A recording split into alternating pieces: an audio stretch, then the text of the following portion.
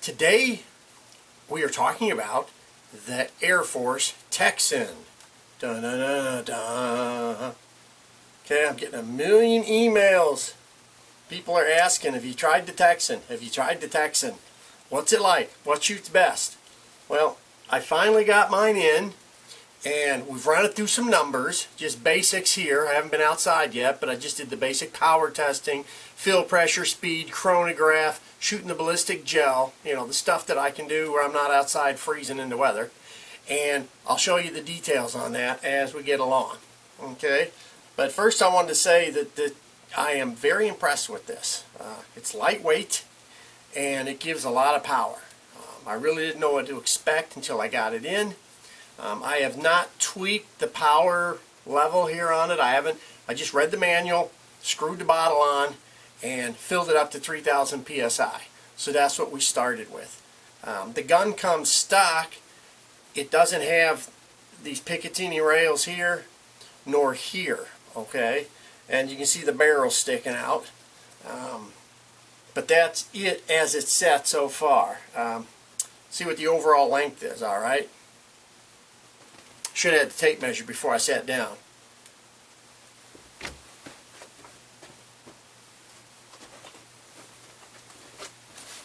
Now I'm sitting back down.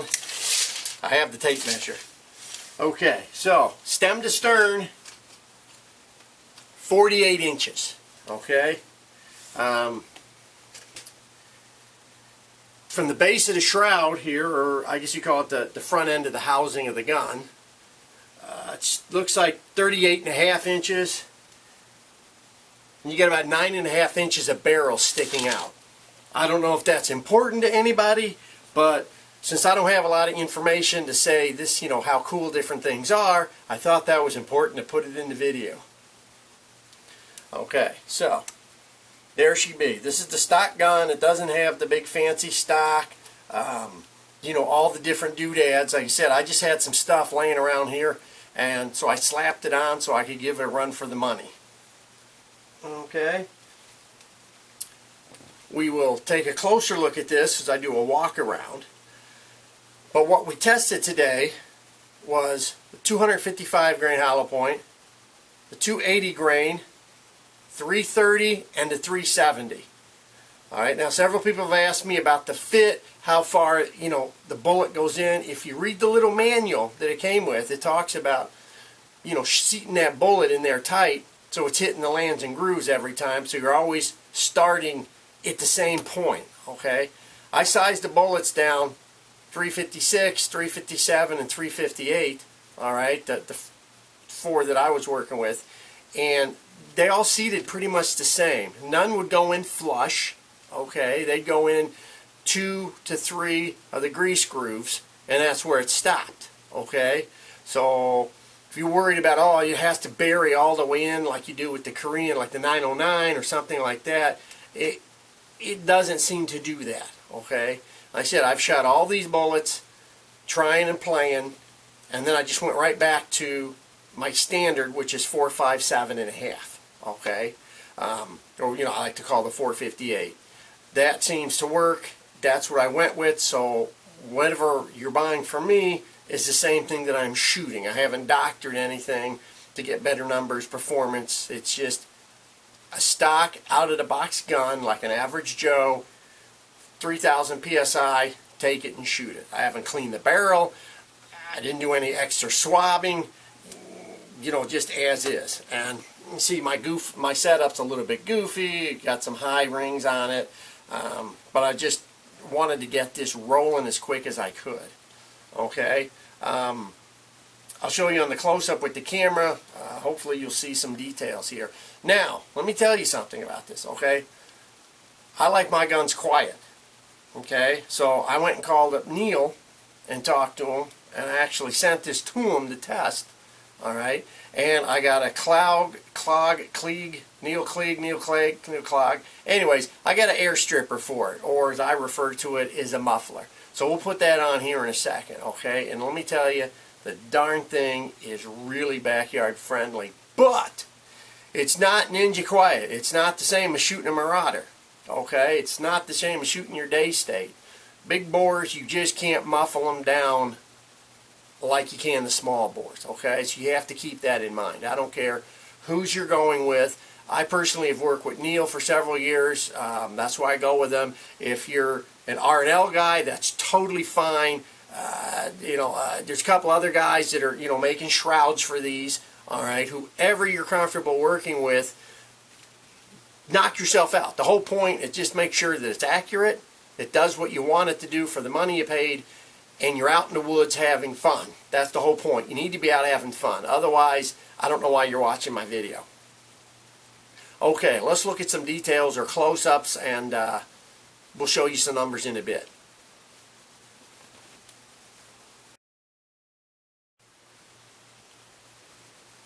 Okay, details.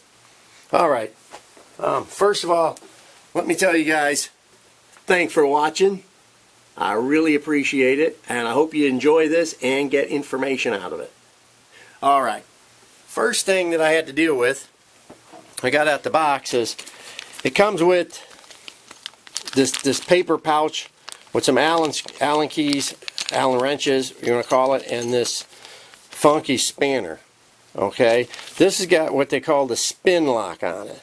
All right, it's kind of looks like when you're changing the stock on an AR-15, but you stick the spanner wrench here, it locks into these little grooves, and then you sit there and turn it like this, and it tightens the bottle on, so you don't have to unscrew the bottle every time you want to fill it, like like the oldies. It's got the quick fill nipple here, the male nipple here on the side, so you don't have to fudge with it. So, once you screw this thing on, just be careful you don't start banging it, because it is, nah. Then there's a set screw over here that, locks it down and tightens it. So that was the most mechanical part of this whole operation. All right, there's your fill nipple. All right, this is how it pulls back, and then it's cocked, and then as you bring it forward, you can feel that spring tension. So see if I can do it this way. Your slug drops in there.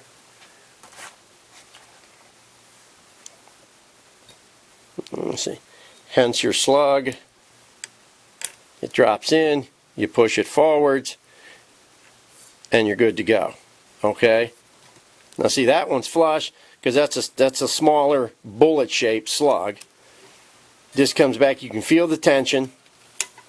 Bam, there she is. Okay, now it's got a slug in it, so we're not going to goof off like I normally goof off. All right, so now let's see if I can tune in a little bit here. Oh, look at that! I can get even closer. Pop that open there. Bear with me, I'm trying to play with this thing on the tripod. I don't know if you can see, there's a little trough right there. That's where the slug sits. This is the back of where your bottle screws in. I think that's called a top hat. I'm not 100% sure, because I'm rather new to these. Okay, so that's cocked. Now, it's like, oh man, I got a bullet in there, I don't want to shoot it. What the heck am I supposed to do? Well, like all big bores, you can bring it out. Okay, there's how you do this.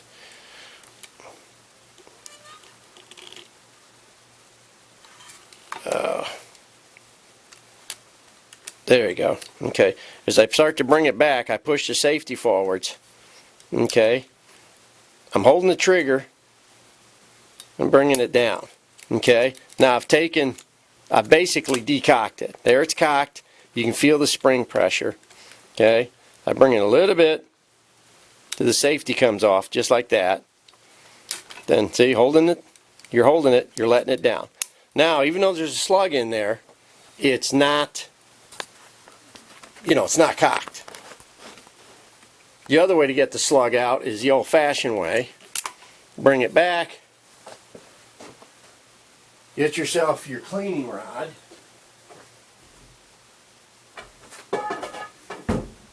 Which I don't know where my cleaning rod's at.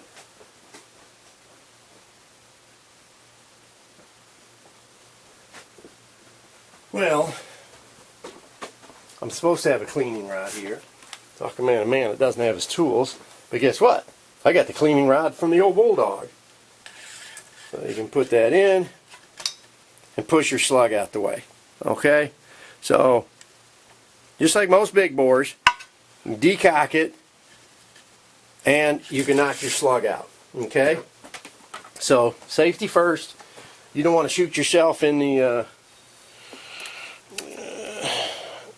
back of your Obama there and hurt yourself. Alright, so again, there's that. Now move in here a little bit. Now again, I just grabbed these Picatinny rail add-ons, okay, and threw those on. Alright, because this has got that, I don't know what you call it, dovetail base on top. And then as we come over here,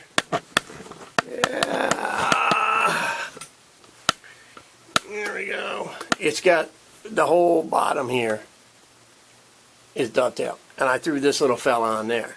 Okay, just so I can put a bipod on it.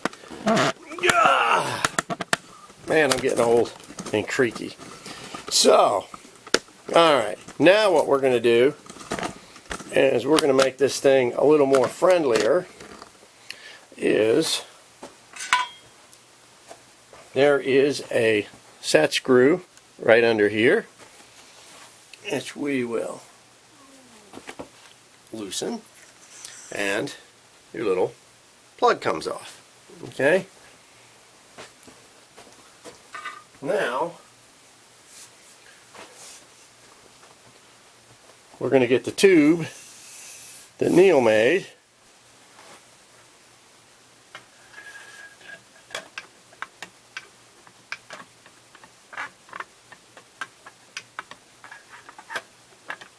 Oh, come on.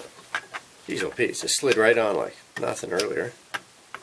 There we go.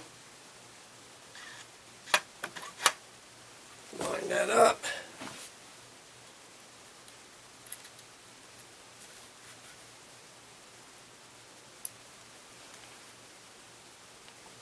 Tighten that down. Now, come back and it's like, look at that baby. Okay.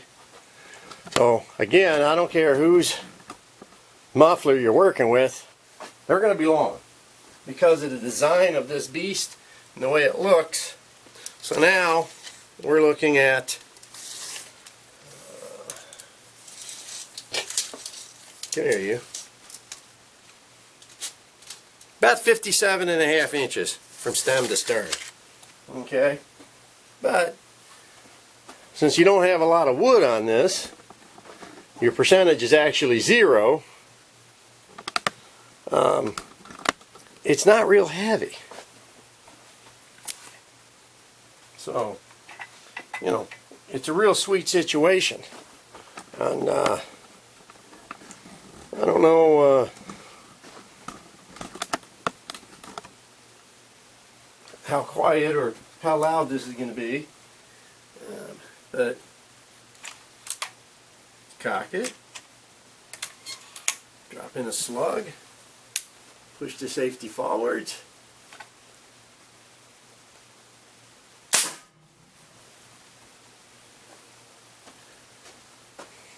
other than the mechanics, it's not real loud. Alright, so let's go look at some numbers on this.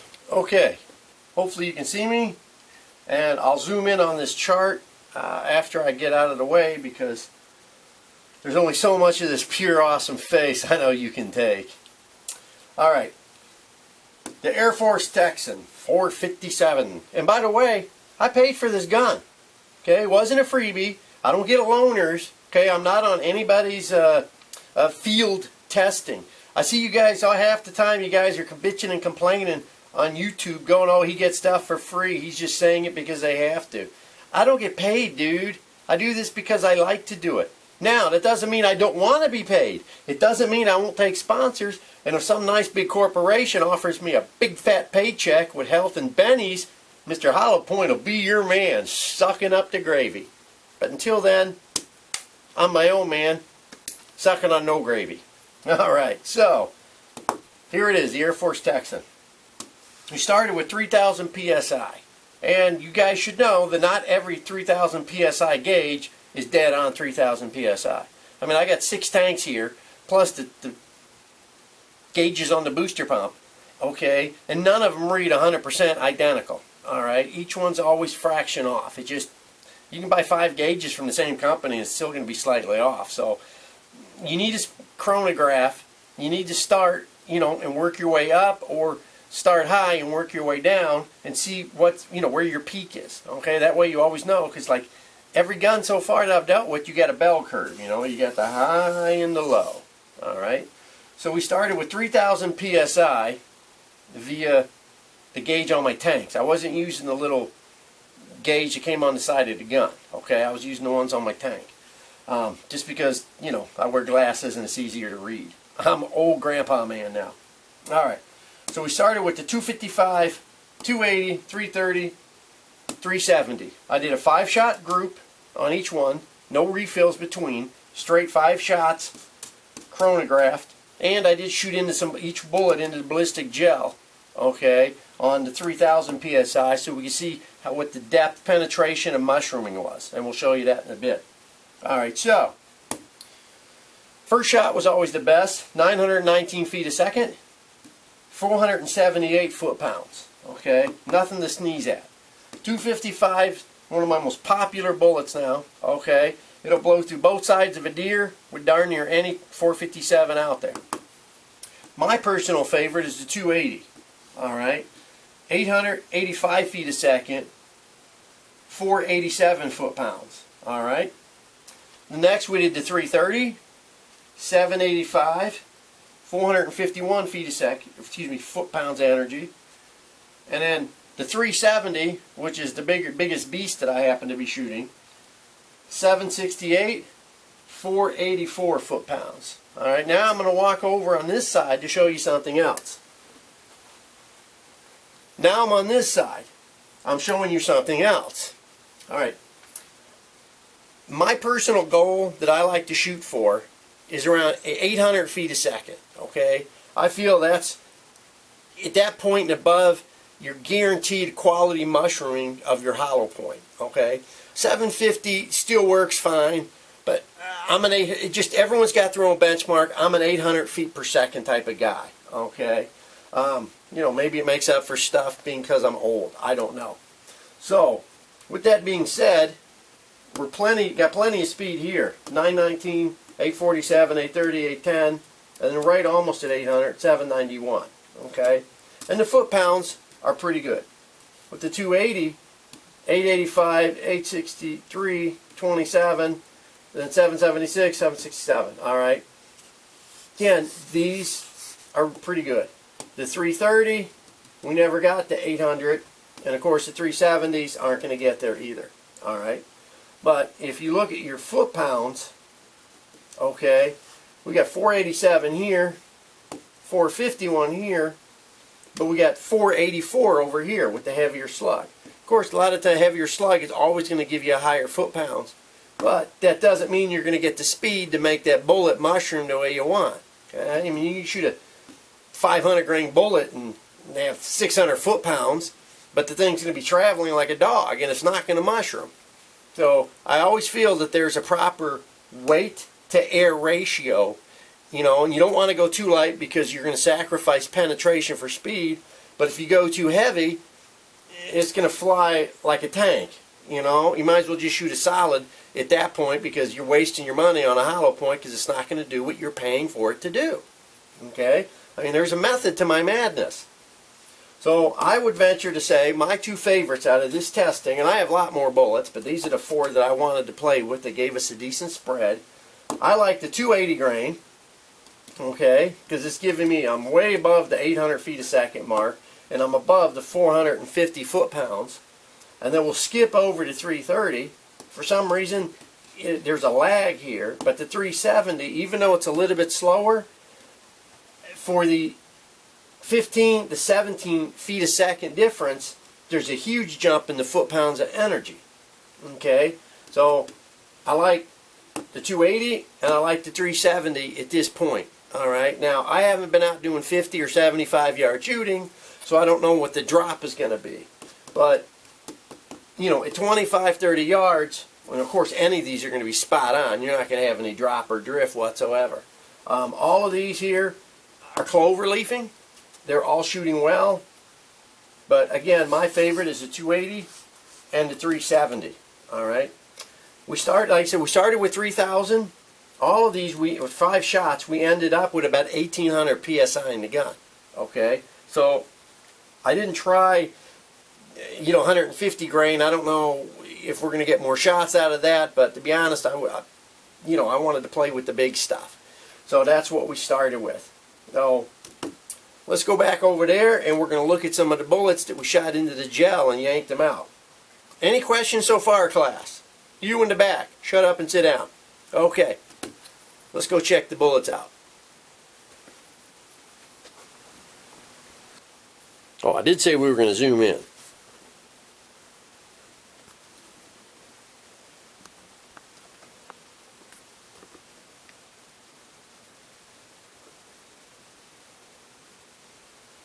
See all my numbers?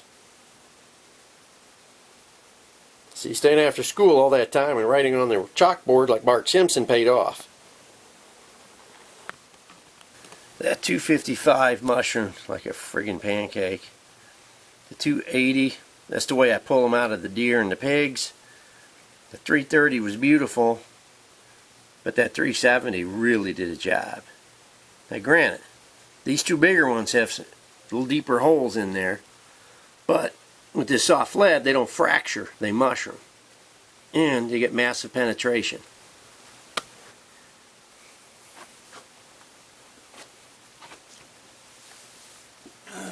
Okay, thank you for going for that ride, young man.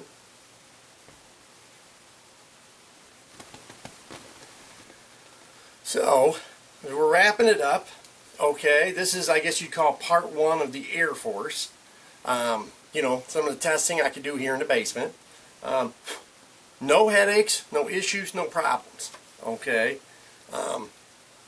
This beast performed perfectly. I mean, literally right out the box, fill it up and start shooting. All right. Now, I would suggest to people to read your manual, clean your barrel. But for the average Joe, I'm pretty much a slob, and that's what I like to do. Now, on shooting these 4 slugs, I had a minimum of 10-inch penetration into the ballistic gel. Okay? The 2 heavier 330 and the 370, those went almost 14.5 inches through the block. Okay? The 2 lighter ones went 10 and a half. Just unbelievable. Now, ballistic gel is a lot stinking harder than a deer skin or a pig skin. Okay? But we have shot these bullets with other guns on pigs and deer and have blown through both shoulder blades, and the bullets 99% of the time just under the skin on the opposite shoulder. Okay? There's no reason this should be any different. Alright? I can't wait to get out and test it and shoot some animals. But great penetration. Like I said, ballistic gel is harder than skin, and it's pumping into that really nicely. Okay? Accuracy so far seems to be dead on. I'm very impressed and very happy with this. If you're one of the guys that deals with low PSI, you've only got scuba tanks, you live 100 miles from anywhere to get your carbon fiber filled up, or you're working with the bicycle pump, okay, it's 3,000 PSI is a nice way to go. Like I always said, all these guns are fantastic, but they're tools to do a job, and each tool has its job. If you're a guy that you're on an island, a lot of the guys in Hawaii are on these remote islands, and they got power, everything's solar or generator. They can't, get a $4,000 compressor up there and constantly be filling their tanks. You're working with the bicycle pump. That's easy peasy. 3,000 PSI, you're going to get 4 to 5 shots, you're good to go. That's it. It's a tool for a job. All the other accessories, knickknacks, doodads, you got to deal with a vendor on that stuff. I don't promote any bits, pieces, or parts. I work with the crap that I got laying around, and I got a couple of cabinets full of crap. Goes from one gun to another gun to another gun. I like quick detach rings because I never find cases to fit anything. So with that said, thank you Air Force for making a quality product. And this is, like you said, it's stock. I don't have any extra knickknacks and bells and whistles on it. So whatever you like to do it yourself. I've had the chance now to test this, and I know my slugs work in it. Like I said before in the beginning of the video, they're not seated flush, don't need to be. Every one of them seems to be shooting just fine. I have not had no issues whatsoever. I've put at least 60 to 70 rounds through this already today before we started even filming this. Alright, so, it's not like, oh, one shot, here it is. Let's go out and do a video. I think I'm really running through the ringer, working the crap out of the old booster pump there. I'm down to 1900 psi in the booster pump and still putting 3000 in here over and over and over again. So, you get a booster pump, you'll never run out of air. Well, until you run out of air. Mickey, stop that. Get over here.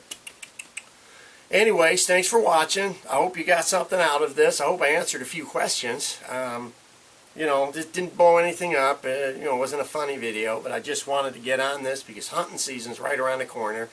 Getting a lot of emails, a lot of phone calls. So this way, now I've got field testing, in-hand performance.